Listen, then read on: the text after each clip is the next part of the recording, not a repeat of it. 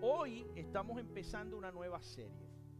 Una serie que la he titulado Vencedores. Nosotros como hijos de Dios, nosotros como adoptados en la familia de Dios, se nos ha llamado a ser más que vencedores. Llamados a ser más que vencedores por la única razón, y es que hemos creído y aceptado a Cristo en nuestros corazones como ese Rey vencedor que Él ha sido. Pero para el ser humano a veces es difícil comprender que hemos sido llamados para ser vencedores. Pero vencedores ¿sobre qué? Vencedores, ¿qué es lo que hemos vencido? ¿O qué estamos venciendo? Y hay muchas cosas que durante la vida, aunque tenemos a Cristo en nuestros corazones, Él dice, en el mundo tendréis aflicciones. Y Él dice, pero tranquilos, ya yo vencí a ese mundo. Y luego nos dice, porque en Cristo sois más que vencedores. Entonces nosotros nos podemos apoderar de ese vencimiento o de esa victoria porque ya Él venció las tinieblas. Pero hay muchas cosas a través de nuestra vida que nosotros tenemos que vencer y tenemos que ir y tenemos que vivir y tenemos que, pasar calamidades y pruebas. Estaba hablando con el hermano Norberto ahorita, que nuestra fe se endurece, se fortalece, crece, es en medio de las adversidades, de las pruebas, de las cosas que pasamos. Nuestra paciencia se ejercita a través de estas pruebas. Pero hoy quiero enfocarme, y vamos a estar 4 semanas hablando de esto.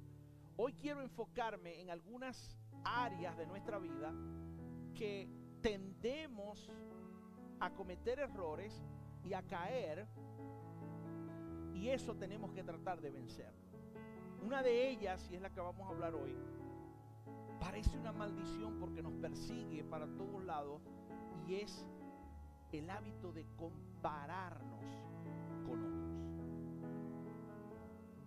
Y lo peor es que el ser humano tiende, por determinación, como dicen los americanos, by default, por determinación, a compararse con el peor o con el que está peor que él, en vez de compararse con el que está mejor. En estos días, no sé si era con mi esposa o con Reinier que estaba hablando, la gente todas sus cosas de inmigración las determina por el TikTok, por lo que está oyendo en el TikTok. Pero solamente me llaman preocupado cuando oyen algo donde ellos se sienten peor. Cuando sale un loco por ahí a decir que los permisos de trabajo deben de llegar en 8 meses y él tiene 1 año esperando el permiso de trabajo, enseguida me llaman. Pero hay otro loco por ahí que dice, esperen, inmigración no está trabajando por tiempos, ya no hay tiempos, inmigración va a mandar ese permiso de trabajo cuando le dé la gana. Ahí no me llaman para decirme, pastor, no se preocupe que yo estoy esperando.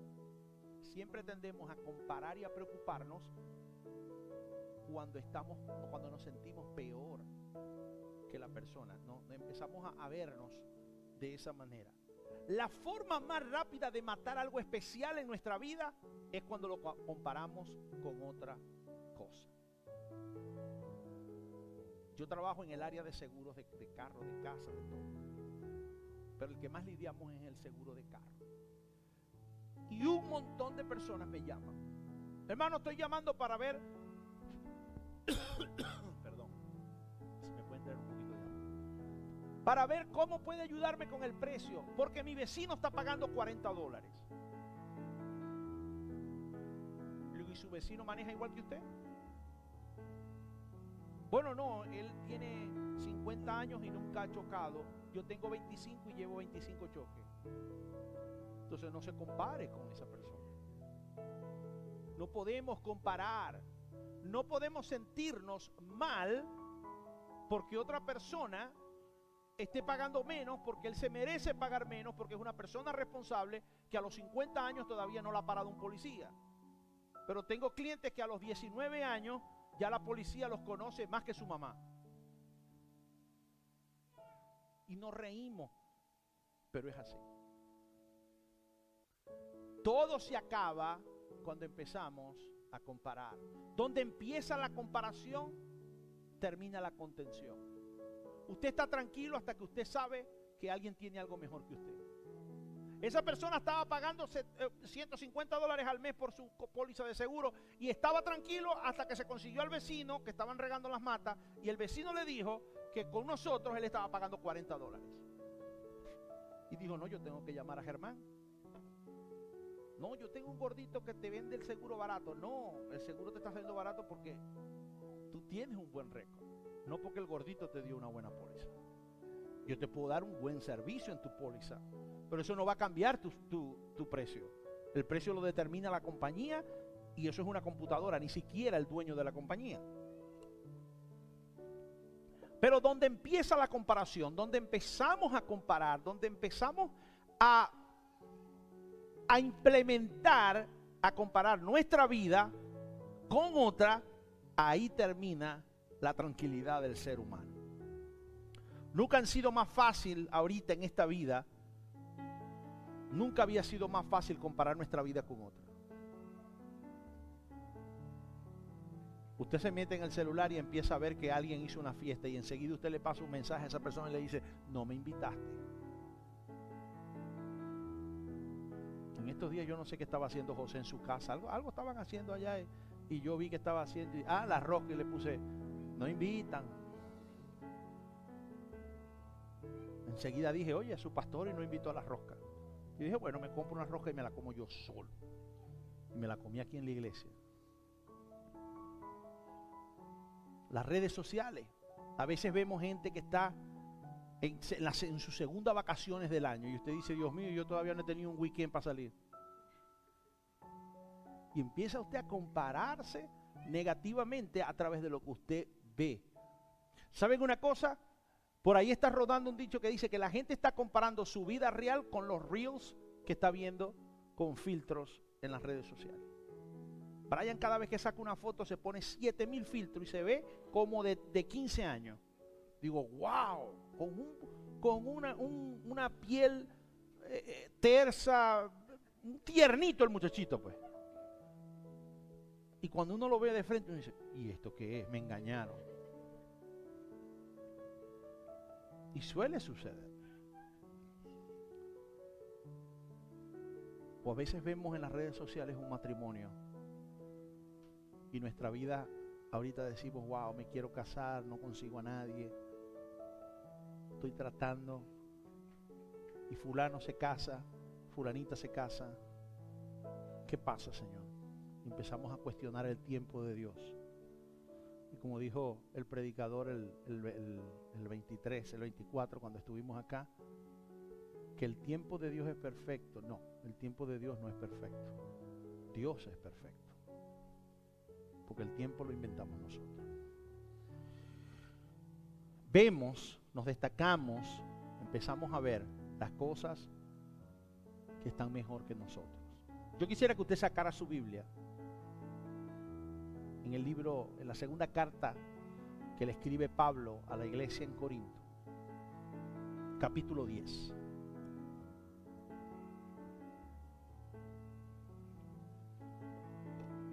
Segunda de Corintios capítulo 10, versículo 12. ¿Ve? Esos son los TikTok. Se acaba de llegar a los Estados Unidos, meta el permiso de trabajo que le va a llegar en 10 días. Y dice Josué, ¿10 días de qué? Si yo llevo 2. Que abres una cuenta de banco. Y Josué no ha pedido abrir ni Majority.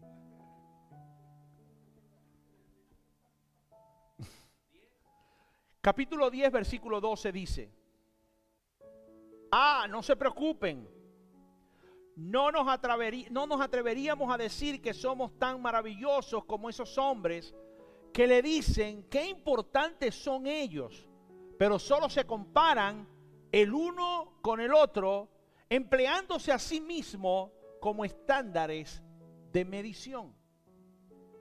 Qué ignorantes, qué juiciosos, dice por ahí la Reina Valera del 60, qué juiciosos. Hombres que se comparan los unos con los otros. Esta versión dice que ignorantes. Vamos a orar. Amantísimo Dios y Padre Celestial, Señor, gracias te damos. Gracias, Señor, porque tu palabra corta doblemente como espada de doble filo, Señor.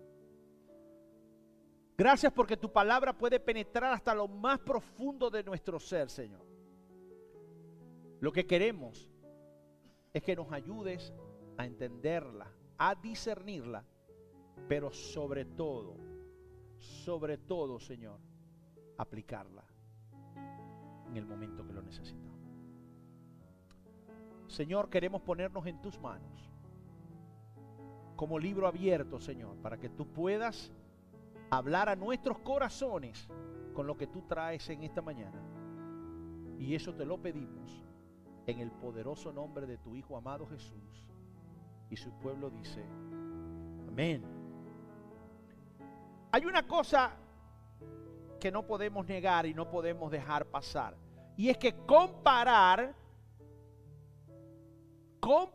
tu vida a la de otro, comparar algo tuyo con lo de otro, te va a hacer sentir de dos maneras. No te puede hacer sentir de otras maneras, sino de dos.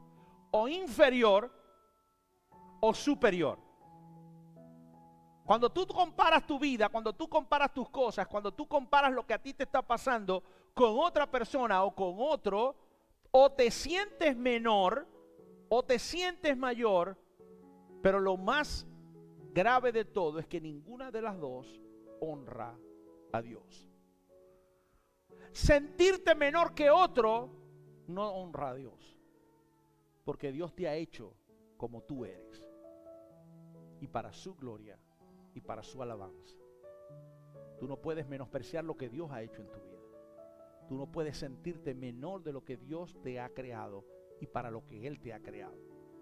Pero cuando te sientes mayor, creo que es peor, porque entonces allí tu ego está yendo por encima y te estás poniendo por encima y te sientes superior, y ese es el que la mayoría de las veces la gente lo ve mal. Sentirte menor, la gente lo toma a veces como una persona, él es muy humilde. Sí, pero tan humilde tampoco conviene. Ser tan humilde tampoco conviene. No estoy hablando de humildad de no tener dinero, de ser pobre.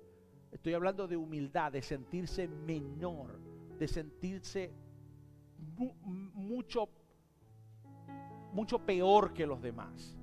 Porque eso no es lo que Dios ha querido para ti. A veces sentirnos así nos frena, nos estanca. Yo no merezco, yo no puedo.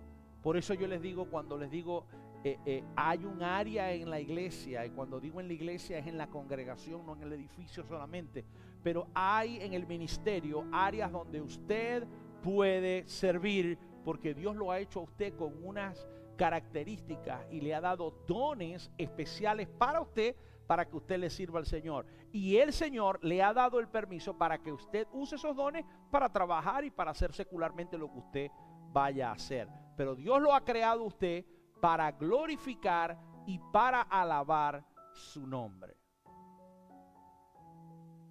A veces no queremos estar y estamos mirando el reloj cuando nos tardamos un poquito más.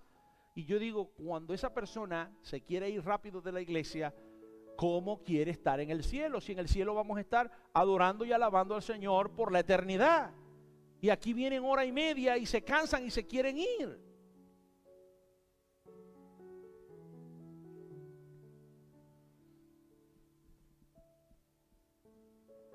Hay un libro que lo escribió un reconocido pastor que se llama La Tierra del Más. La Tierra del Más. Y él habla acerca de esto. La gente quiere más. Quiero más de lo que tengo. quiero más dinero, quiero más empleo, quiero más. Y habla del más. La gente se enfoca en tener más. Una casa más grande. Un carro más bonito. Una cuenta de banco. Ahí creo que Angelita estaba buscando cuenta de banco porque estaba una cuenta de banco más llena. Pero lo más grave es que habemos gente que no buscamos el más. Perdón, no buscamos más, buscamos lo más. Hay gente que quiere tener lo más caro, el carro lo más bonito que pueda. Yo tenía un amigo que lo íbamos a arruinar, porque él quería tener lo mejor que todos sus amigos tenían. Y entonces tenía un amigo, otro amigo, que por maldad él se compraba cosas caras. Y entonces terminaba el otro comprándose algo mucho más caro. Pero este lo hacía a propósito, era para que aquel se mandara y se comprara y se endeudara. Yo decía, lo vas a arruinar, lo vas a matar. Porque él quería tener, uno se compraba yo me acuerdo que en esa época éramos radioaficionados. Andábamos con un CD para todo el. Si yo me compraba un CD, él se compraba el CD más grande. Si el mío llegaba a 19 millas, él se compraba uno que llegaba a 50 millas. Porque él quería tener lo más de todo. Lo mejor. Y nosotros podemos ver esto en la Biblia. Interesante. A veces tenemos en una cúspide y a veces tenemos en un pedestal a los apóstoles y aquellos que caminaron con el Señor. Y eso nos afecta a nosotros para poder vivir una vida mejor con el Señor, porque creemos que para poder caminar con el Señor tenemos que ser como esos discípulos que nos han pintado. ¿Ustedes han visto la pintura de la última cena? Nos han pintado unos discípulos perfectos, y de perfectos no tenían nada. Nos han pintado un rey David. ¿Quién era el rey malcriado por el Señor, que amaba al Señor, que el Señor usa?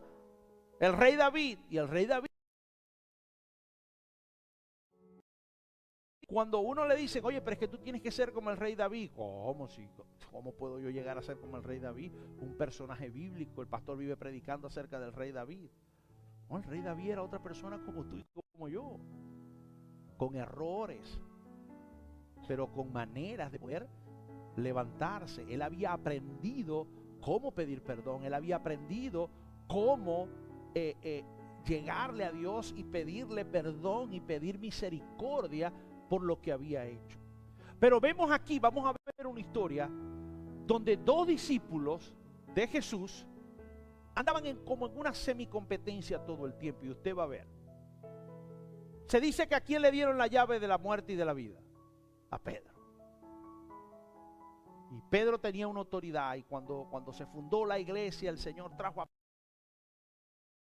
Pedro para acá y Pedro para allá. Y habían algunos que como que estaban medio celosos. De hecho, cuando Pablo se hace apóstol, Pedro dio un frenazo.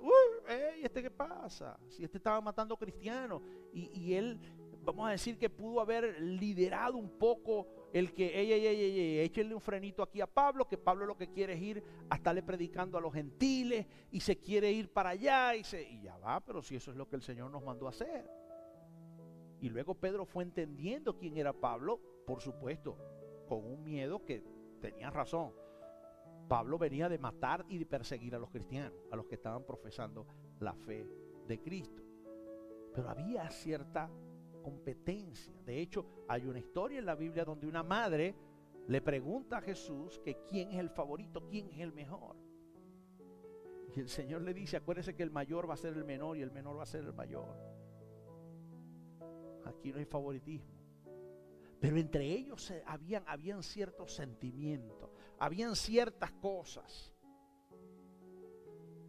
A tal punto que hay uno de ellos que escribe un evangelio y empieza a hablar de él mismo en tercera persona. ¿Sabe qué es odioso? Cuando una persona empieza a hablar de ella misma en tercera persona y empieza a darse importancia. Porque como se ve feo darse importancia a uno mismo, uno empieza a hablar de uno mismo en tercera persona para poder dar importancia y que se sienta. Pero cuando aquella persona sabe, o aquel con quien estás hablando sabe que esa tercera persona es él, uno dice, pero bueno, este está hablando de él y está hablando lo mejor de lo mejor. Y tenemos un discípulo que estaba haciendo eso. En la carta de Juan, él mismo se hace llamar el discípulo amado por Jesús. El que Jesús más amaba. Él mismo se tiraba flores. No decía, yo soy el discípulo más amado, sino, y el discípulo más amado llegó ayer a las 4 y el que había llegado a las 4 era él. Pero ya él se estaba haciendo. Y fíjense lo que dice Juan capítulo 20, en el versículo 2. Está narrando en el momento en que Jesús resucita al tercer día. Jesús resucita y María corre a avisarle a los discípulos. Y dice, corrió y se encontró con Simón Pedro y con él. Estamos hablando que esto es Juan, lo está escribiendo Juan. ¿Ok? Fíjense aquí cómo Juan se describe y hace ver bien que él es el papá de los helados, que él es el más rápido, que él es el mejor. Oigan, vamos a ver cuántas veces lo hace. Corrió y se encontró con Simón Pedro, dice María. Y como dice la historia que María corrió y se encontró con Simón Pedro. Y con el otro discípulo a quien Jesús amaba. ¿Quién era ese? Juan. Está hablando del mismo. Y les dijo, sacaron de la tumba el cuerpo del Señor y no sabemos a dónde lo pusieron. Pedro y el otro discípulo se dirigieron. ¿Quién era el otro discípulo? Juan. Se dirigieron a la tumba. Ambos iban corriendo, pero el otro discípulo corrió más a prisa que Pedro. El otro, no te dice que es el mismo, pero dice, corrió más rápido. Y Pedro llegó a prisa que Pedro y llegó primero a la tumba. Se agachó a mirar adentro y vio los lienzos de lino apoyados ahí, pero no lo encontró. Luego llegó Pedro. Segunda vez, yo llegué de primero, yo corrí más rápido, llegué de primero y Pedro llegó después, ojo, para que sepan. Y entró a la tumba y también notó los lienzos de lino allí, pero el lienzo que había cubierto la cabeza de Jesús estaba doblado y colocado aparte de otras tiras. Y entonces el discípulo que había llegado de primero a la tumba, también entró y vio y creyó. 3 veces se encargó Juan de decir, hey, ahí quien llegó primero fui yo. Ahí quien llegó primero fui yo.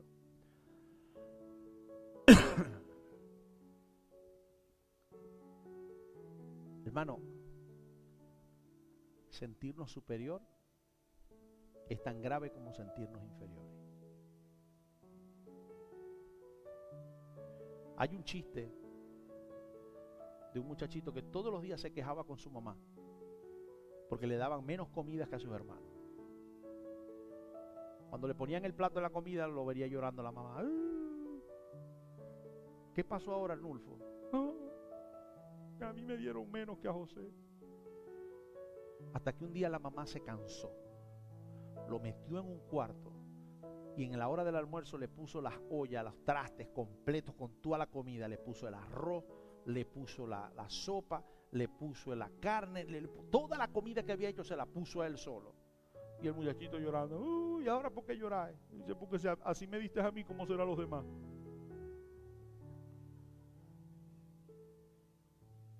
¿Sabes qué feo? Estás comparando con otro, con lo que Dios está haciendo en tu vida.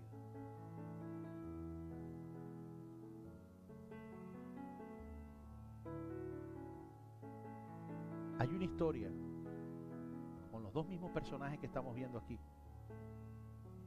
porque no vamos a culpar a Juan solamente. Los dos andaban en una sola cosa. Antes de que el Señor muriera, ¿Se acuerdan que el Señor le preguntó a Pedro, Pedro, ¿tú me amas? Dijo, claro que sí, Señor. Dice, bueno, apacienta mis ovejas. Un ratico le dijo, Señor, Pedro, ¿tú me amas de verdad? Claro, Señor. Apacienta mis ovejas, mis ovejas. Y por tercera vez se lo vuelve a preguntar. Pedro, ¿me amas? Ya para esto, Pedro le dice, Señor, ¿cómo que si te amo? Claro que te amo. Apacienta mis ovejas.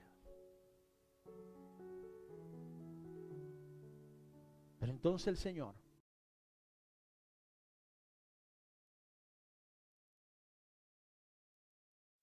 en Juan 21:20 que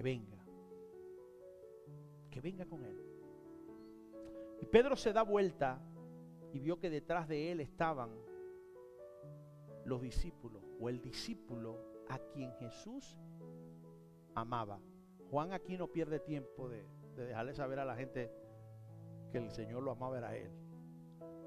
Pedro se dio vuelta y vio que detrás de ellos estaba el discípulo que más amaba, el que se había inclinado hacia Jesús durante la cena para preguntarle, Señor, ¿a quién nos va a traicionar? Y Pedro preguntó a Jesús, Señor, ¿qué va a pasar con él? El Señor le dice a Pedro, vente. Y le dice, mira, y él.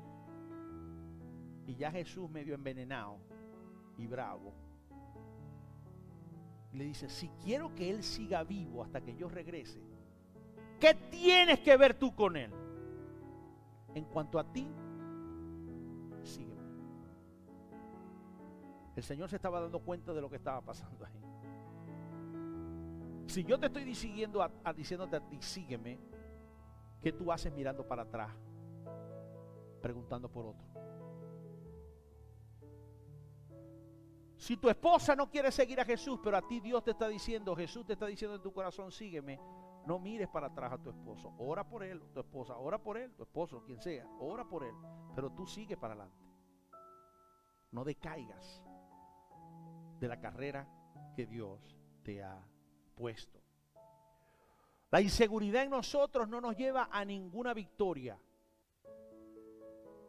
Las victorias externas pueden quizás satisfacer un poquito, pero no lo va a hacer. No hay suficiente tecnología, no hay suficiente material para satisfacer al ser humano. Si no, pregúntenle a Trump, a Elon Musk. Todos los días viven inventando a ver cómo ganan más dinero. Y yo estoy seguro que si a usted le dicen ¿cuánto necesita? No, yo con 1 millón resuelvo todo y estoy feliz. Mentira, cuando usted tenga ese millón quiere 2 millones. Porque usted se va a acostumbrar. Cuando llega la gente de Venezuela, que yo soy de Venezuela, cuando llegan a este país y empiezan a trabajar, lo primero que yo les digo, no se acostumbren a un sueldo de 700 y 800 semanales, porque eso no es lo normal. Para usted ganarse 700, 800 dólares semanales, usted tiene que tener un part-time y un full-time para poder ganarse ese dinero. El día que tú hagas tu presupuesto basado en eso, ahí se te acabó la vida. Porque lo primero que vas a pensar es, tengo que trabajar para poder pagar lo que me comprometí a pagar.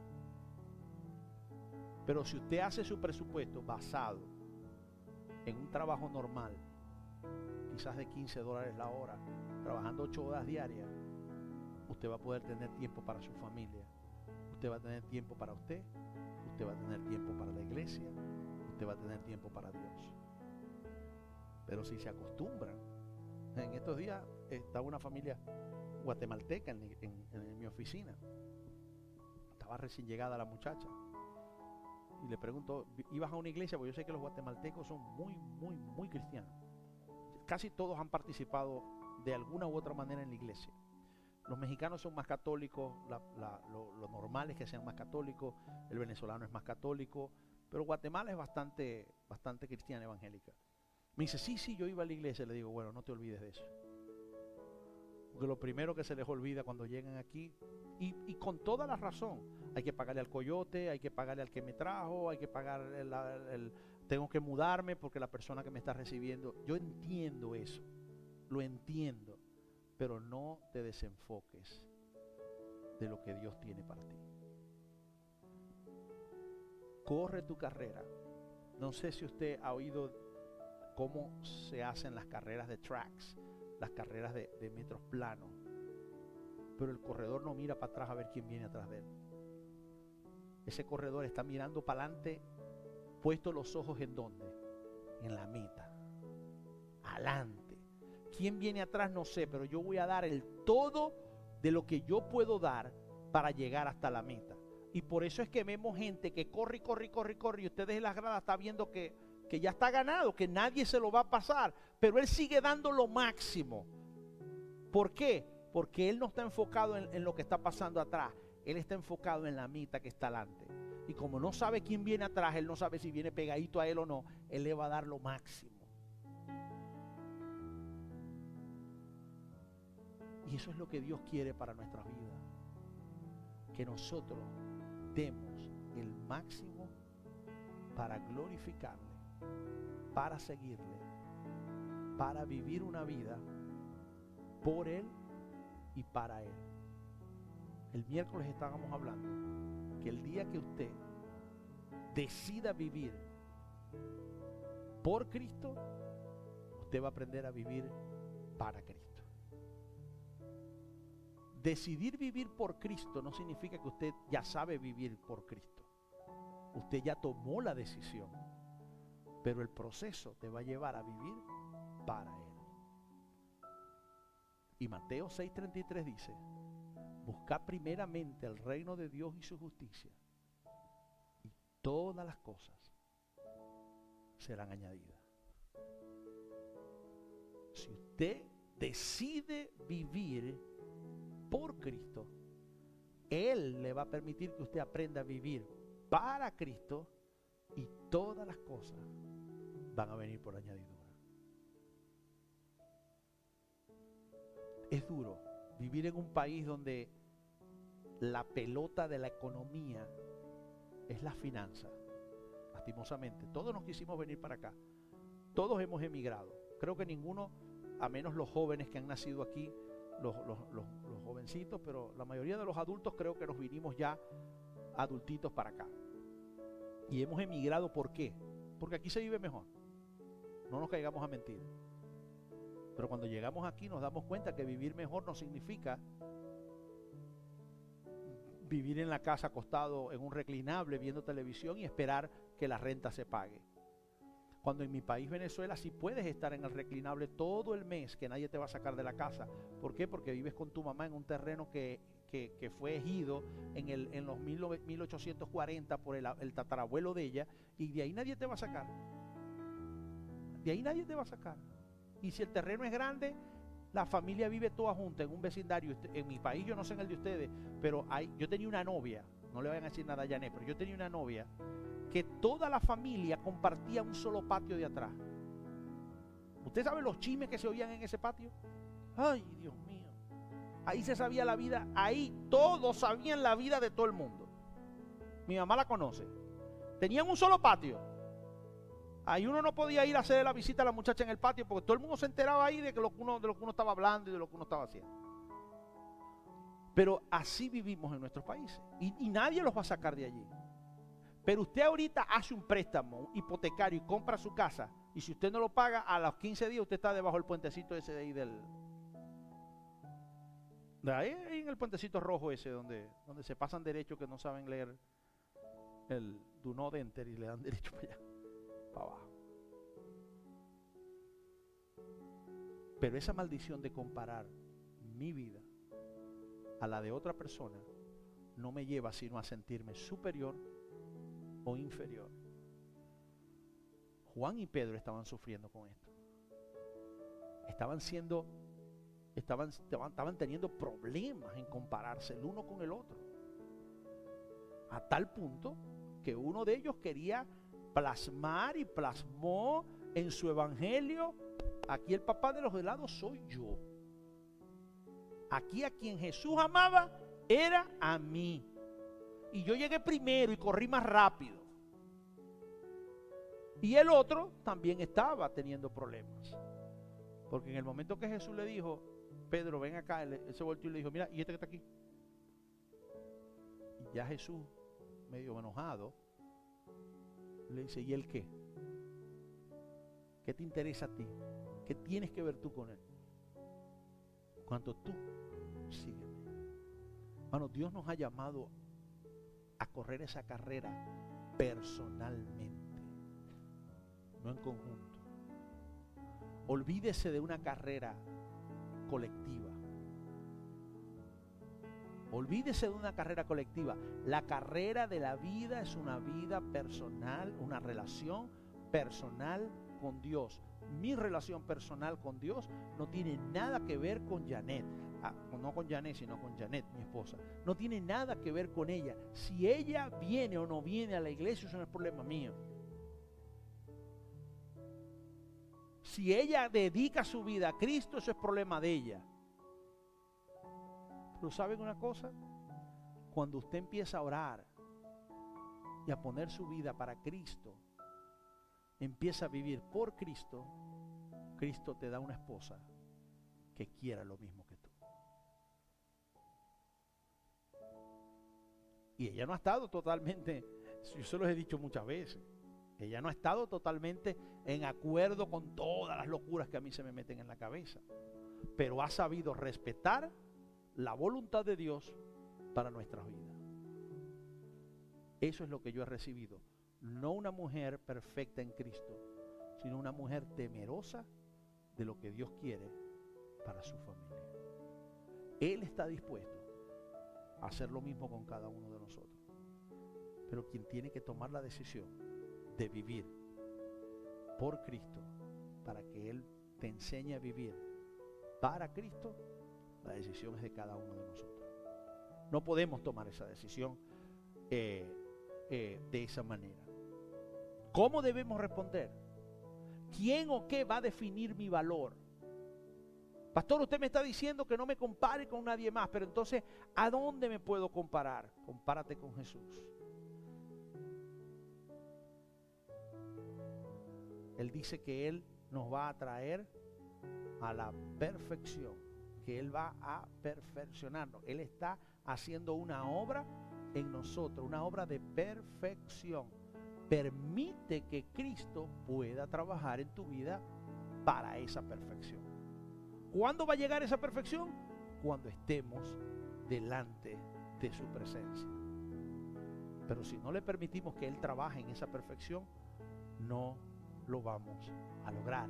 Hebreos capítulo 12, Pablo vuelve a decirle a la iglesia hebrea, le dice en el capítulo 12, por lo tanto, ya que estamos rodeados por tanta enorme multitud de testigos de la vida de fe, quitémonos todo lo que nos impide correr, especialmente el pecado que tan fácilmente nos hace tropezar, y corramos con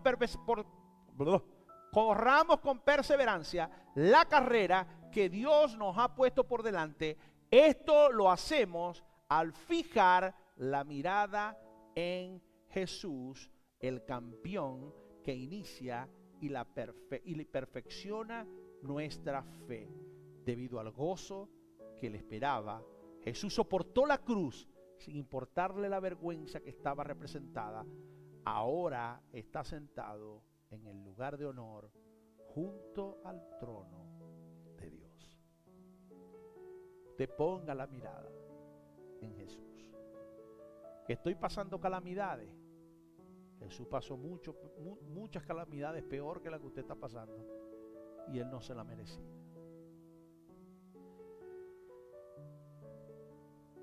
Cuando alguien tenga éxito, celébrelo con esa persona. No se compare. Dios está trabajando. Es un proceso. Primera de Corintios, vuelve Pablo a decirle a la iglesia en Corintios, capítulo 9, 24 y 26. ¿No se dan cuenta de que en una carrera todos corren, pero solo una persona se lleva el premio? Así que corran para ganar. Entrénese para ganar. En la pelea de Rocky 4, el entrenamiento él lo hace allá en Rusia. Y los dos, y te pasan en la película el entrenamiento fuerte de los dos competidores. Pero solamente uno iba a ganar. No porque el ruso estaba practicando o entrenando con herramientas tecnológicas, quería decir que él no estaba haciendo esfuerzo.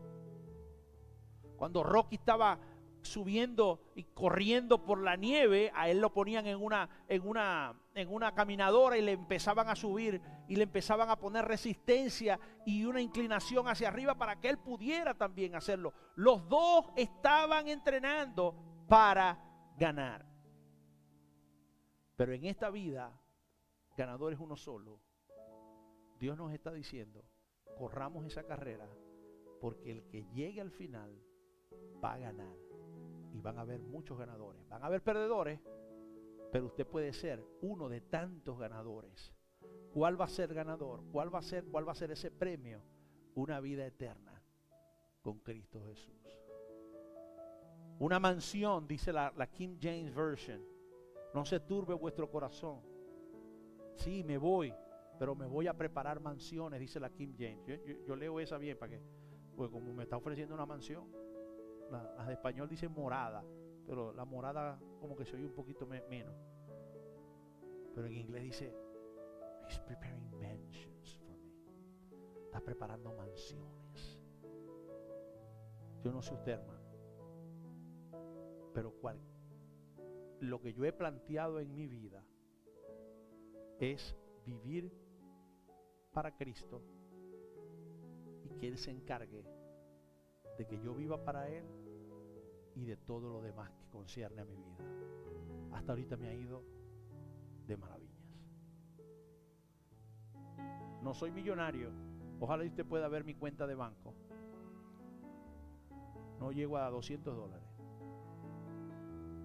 Pero vivo tranquilo. Tengo mi casa. Le decía yo, creo que era a Reinier, los venezolanos llegan aquí a los 3 años, tienen una casa nueva de paquete. Y yo digo, wow, yo tengo 23 años aquí, no he podido comprarme mi casa. Pero ¿saben qué? Ellos están endeudados por 30 años. Yo pude comprar mi casa, cash, y no se la debo a nadie. No es una casa nueva de paquete, no es una casa estrambótica, pero ¿saben qué? Es mi casa. ¿Verdad que es bueno no pagar renta, Valente?